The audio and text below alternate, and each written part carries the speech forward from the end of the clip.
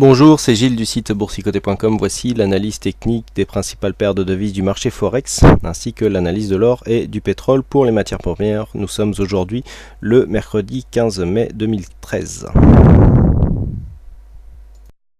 Et on commence tout de suite avec l'euro-dollar. Donc l'euro-dollar qui confirme ici sa phase baissière, puisque nous étions ici sur une sortie de dynamique avec plusieurs contacts ici sur cette zone des 1,2942. Le retracement ici n'avait pas excédé les 38,2%.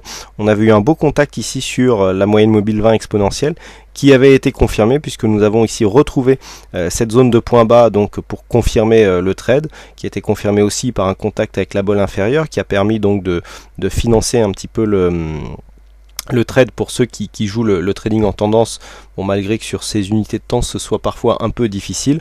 Et donc bien ici nous avons continué en confirmant ce signal donc d'un mouvement baissier. Donc on confirme le retournement qui était déjà bien en place du fait de la cassure ici de cette précédente zone de point bas, le fait que nous ayons ici une attaque de cette bolle inférieure, retour sur la moyenne mobile 20 exponentielle sans dépassement.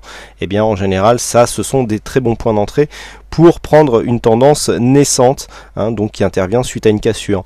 Alors on confirme ici, là l'objectif devient clairement la zone des 1,2836. On a une petite zone ici intermédiaire à 1,2850 qui est en train de jouer, ce qui m'a d'ailleurs donné l'occasion de faire un petit mouvement sur le même setup, sauf que c'était sur de l'UT15. Donc là personnellement j'avais détecté une sortie de squeeze. On était sur un squeeze ici, donc je rappelle le squeeze c'est le resserrement entre deux bandes de Bollinger. Donc on avait ici le squeeze de la nuit, cassure ici, donc cassure du squeeze, donc sortie baissière. Alors vous voyez on a souvent des fausses sorties, donc ici hop un petit contact par le haut et puis ensuite cassure. Donc on amplifie ici la zone. On avait ici une zone à 1,2886 qui était déjà considérée comme une zone de support qui était déjà identifiée. Donc on rebondit sur cette zone à quelques pips près. On vient chercher ici contact sur cette moyenne mobile 20 exponentielle, ce qui m'a permis d'entrer à 1,2915 puisque la moyenne mobile était légèrement au-dessus au moment où je suis rentré sur cette position, avec donc une confirmation ici sur cette zone de point bas.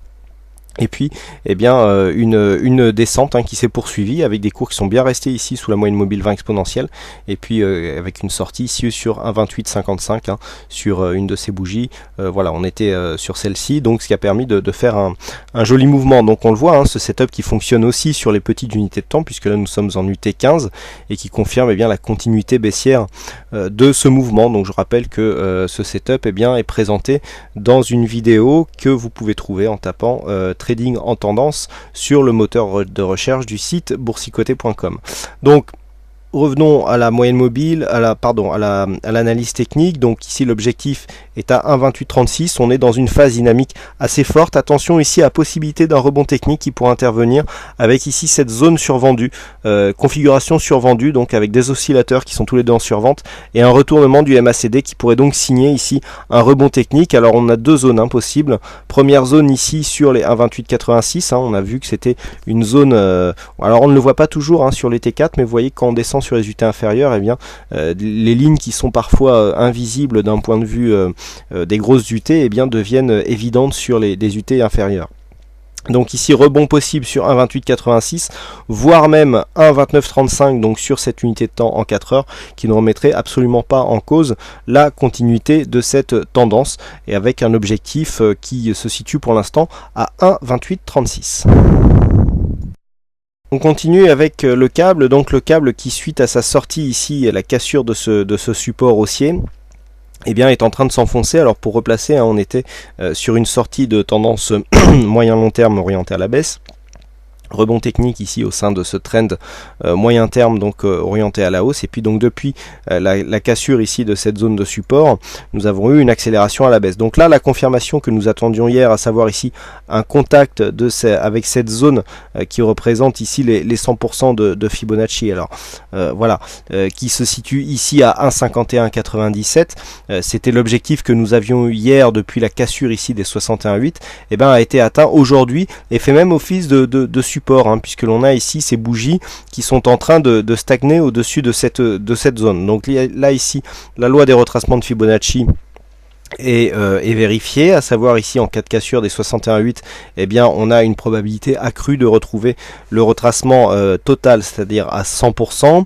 Ceci arrive dans un contexte de survente assez marqué, avec une stochastique et RSI qui sont tous les deux en survente assez marquée, et ici on a une divergence mais qui n'est visible que sur le MACD. On voit bien ici les histogrammes qui remontent alors que nous avons des plus bas ici sur les cours, mais cette divergence n'est pas vérifiée ici sur l'indicateur stochastique ni sur le RSI, puisque sur cette zone, on le voit bien sur le RSI, nous avons des nouveaux plus bas qui interviennent, donc la divergence est vraiment très légère.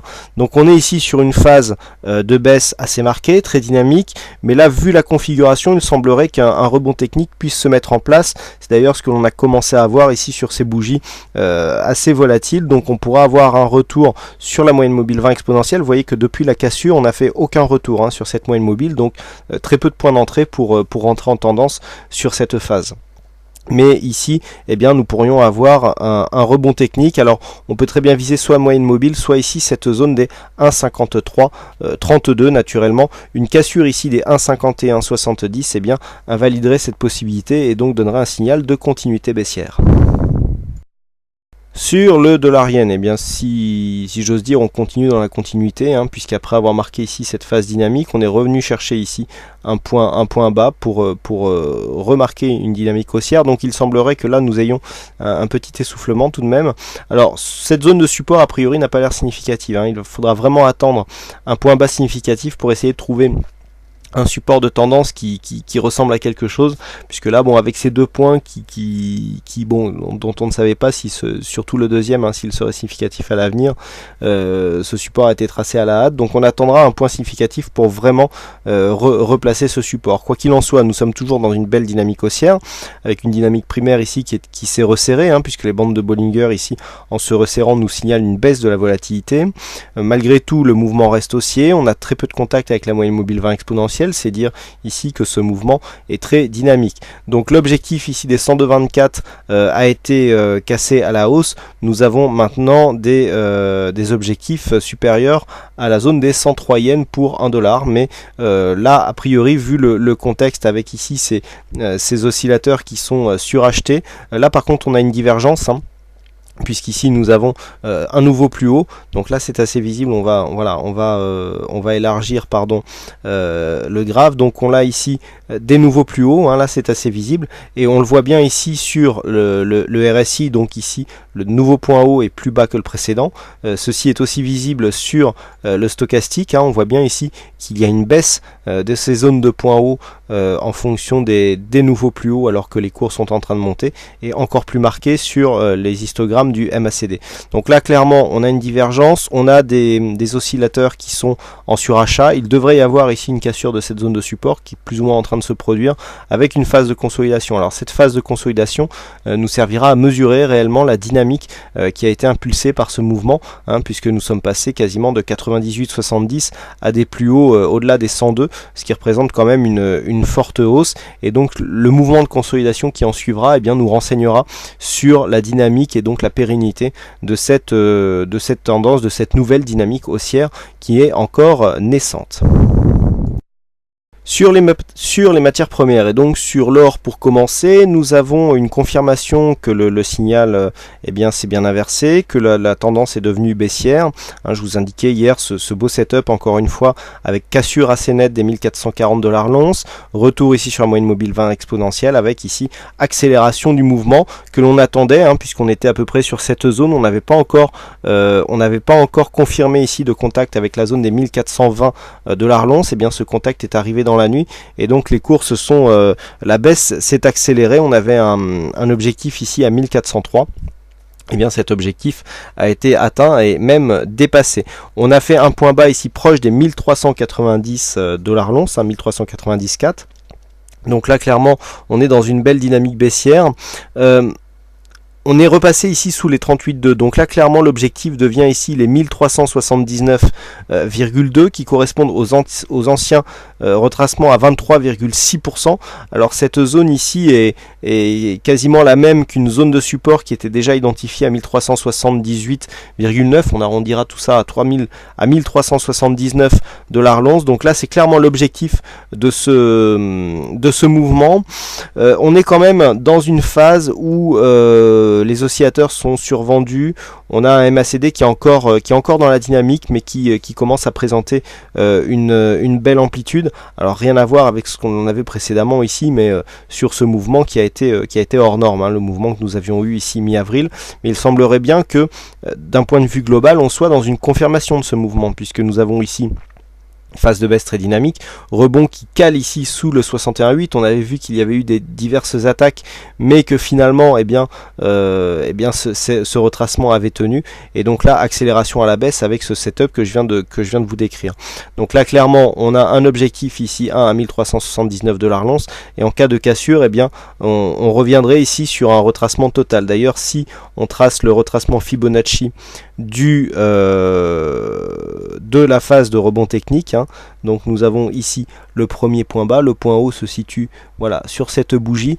Ce que nous pouvons remarquer, c'est que nous avons une zone de 61,8, donc c'est cette zone-ci qu'il faut prendre, une zone des 61,8 donc qui marquerait une invalidation de ce mouvement haussier, puisque là on a tracé les retracements sur le mouvement haussier de rebond technique, et bien quasiment sur cette même zone, puisque nous avons ici, je le rappelle, 1379, et que le 61,8 de cette zone se situe ici à 1385,4.